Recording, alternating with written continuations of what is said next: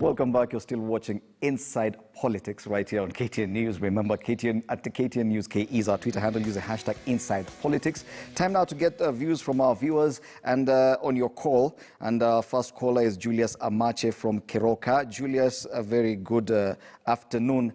What do you have to tell us this afternoon?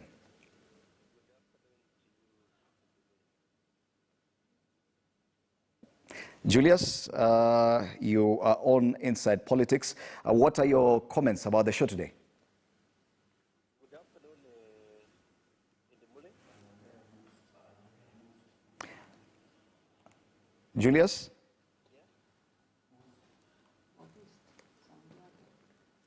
Okay, I'm informed there's a slight technical hitch. Let's move on to another caller, Kemboi Karoli from Eldoret. Good afternoon, Kemboi. What do you have to contribute towards the discussion this Sunday? Yes, good afternoon. I'm calling from Eldoret. I'm Kemboi Karoli. Can you hear me? Yes, we can hear you. Is this Kemboi? Yes, this is Kemboi Karoli from Eldoret. Yes, Kemboi. Go ahead. I want to talk about Christianity and politics. Yes. You know, one time, I'm a Catholic, and one time we have a Catholic Pope who is emeritus now, resigned, called Pope Benedict XVI. He warned the church one day that there will be a time where a religious view will become a political opinion if we are not very careful on how we take Christianity, and that the religious leaders will be reduced into social workers of the community. So he warned Christians that they have to be very careful on what they center themselves in their Christianity. It is centered, not political centered. Now, this is the problem we are experiencing in Kenya today. I think we are very much badly indicted as Kenyans on what we stand for as Christians. Why are we Christians exactly? Because if religious views, if religious spiritual opinions are turned into a political opinion, then Christianity loses meaning. For example, the issue of charity in Christianity is already a political opinion in Kenya. You give, I don't give. I am good, you are not good. We saw this during the time of Pharisees in the temples, you know, whereby religious and Christian were actually political opinions for those people. So we as Kenyans must introspect ourselves as a country today and say, what do we stand for in our Christianity? If you read the book of James chapter 4 verse 3, it says clearly, what you pray for, you don't get it. Why? Because you pray for it so that you can use for your own personal pride. And I want Christians to read that verse today. We Christians in Kenya today pray every day. We sing every day. Like the way Amos used to tell the Israelites, your dances and your singing is like music over God, because what we pray for is not for the good of the church, but for the good of our own political pride. So I advise Kenyans today, especially we Christians, have to introspect ourselves and say, why are we Christians? That's my only question. Okay, thank you so much, Kemboi Karoli, first caller from Eldoret. Giving his opinion on the first discussion we had on church and politics. Let's now get Ronald Tuya from Bomet. Good afternoon, Ronald. And what's your comment regarding the discussions this afternoon? Yes, good afternoon, sir. How are you? Fine, thank you. Okay, first let me just thank you for the program. Yes, now that Mr. Linu, I think as Kenya we are heading in the wrong direction. Now, first, the issue of politics in church. Hello. Go ahead. We are listening to you, Ronald. Yes. I'm saying this country is heading in the wrong direction. Why do you say that? The kind of leaders we are having, they're just driving me to the wrong direction. And as Kenyans, we need to sit down and do analysis of all these measures.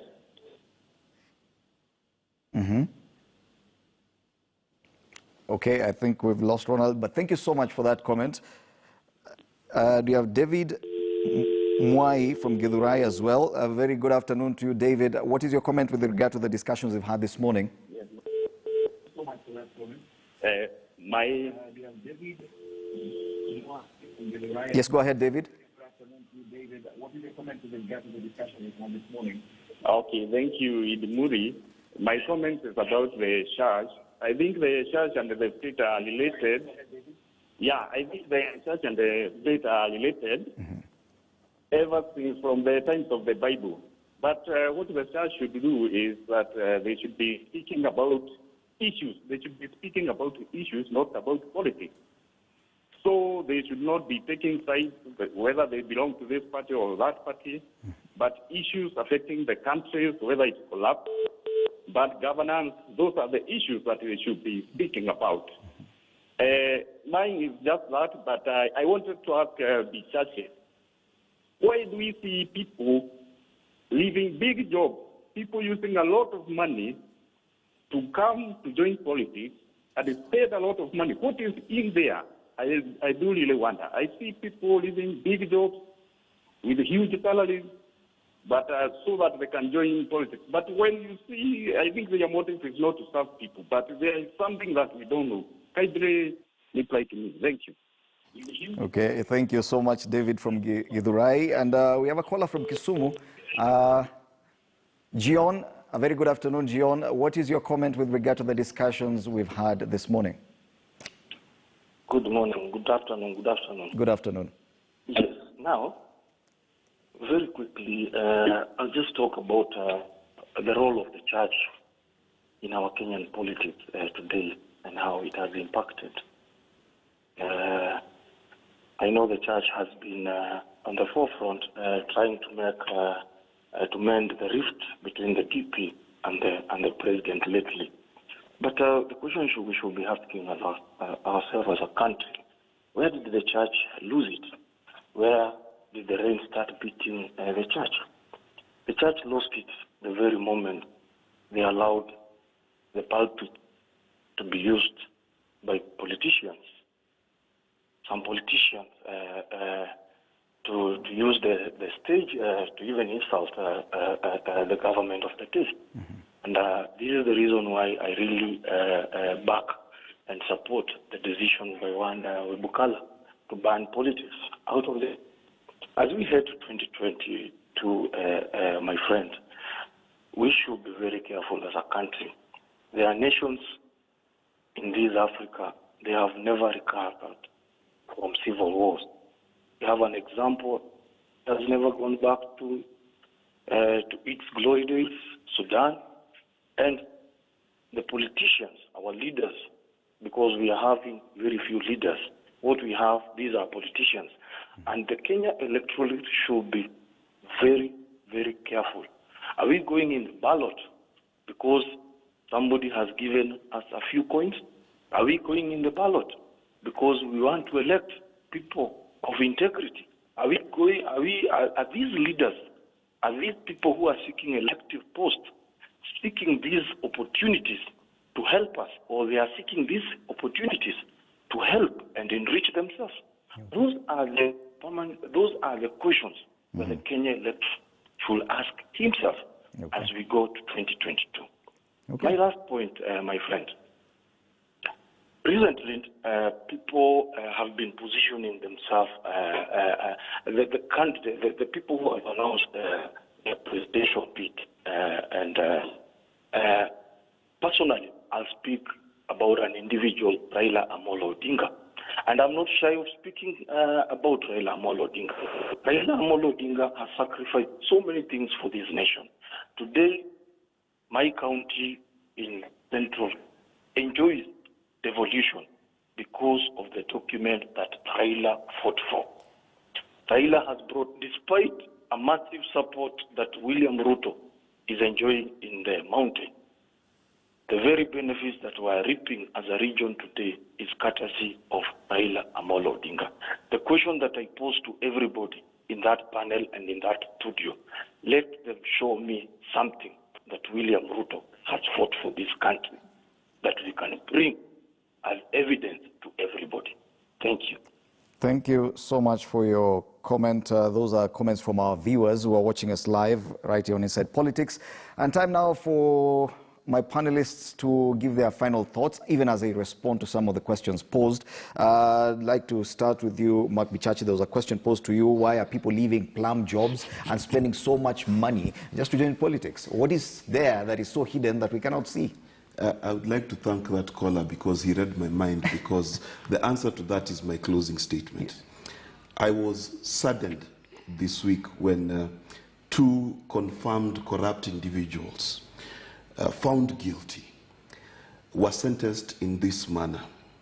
It's like they stole a car and the judge looked at them and said, "You're guilty of stealing a car, and what you will pay is the spare tire for that car." Meaning, he drove out with a car he stole.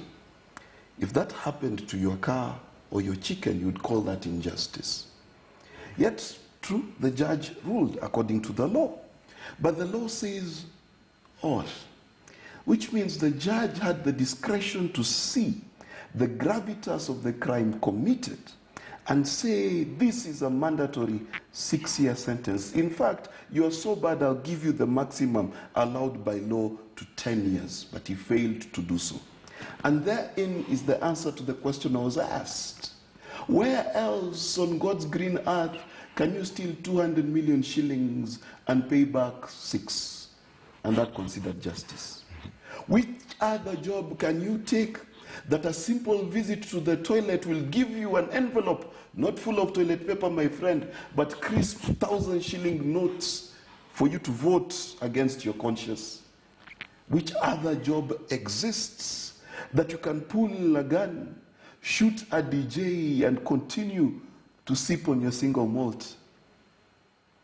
See, if you're a CEO in any of these blue chip companies, the driver you have to make sure he sticks to company policy. But when you work for the government of Kenya, it seems, you can drink yourself to a stupor and you'll be taken home.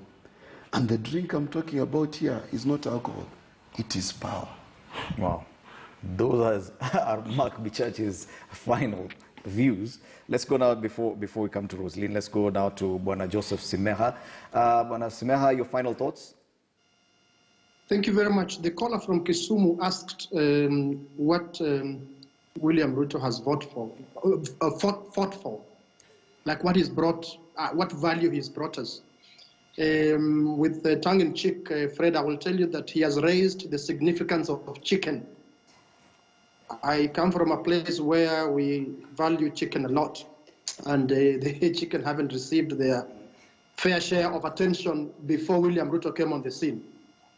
Now, on a more serious note, I will also begin and end with that question that I think it was David, who asked why people leave big jobs and huge salaries to run for political office. It is because they are running to go to a business, to a company where you can loot, steal, plunder, but you're not held accountable. And the owners of that company, the ones who own that business, will actually cheer you and defend you. When we try to hold governors responsible and accountable, when we try to hold MPs, senators, and the president accountable, the people who support, some of the people who support them because of the levels of political illiteracy, very high levels of political illiteracy, see that as a personal attack on the person of that governor or president, and see it as their duty to defend that governor, president, or MP. That is why people dash for political office, leaving those huge jobs and salaries, because where they are living, if they tried even to steal a pen, they will be held accountable and punished severely. So it is the levels of political literacy, they are very low in this country, that we look at government as, people used to say mali ya umma, which mali ya umma means us, it's our property, but they take mali ya umma to mean nobody's property. So let whoever wants to plunder and steal from it, do it. If it's our son or our daughter, we will defend them as they do that. And finally, when we want to give, to exercise charity, if only we could exercise true charity, because true charity does not require publicity.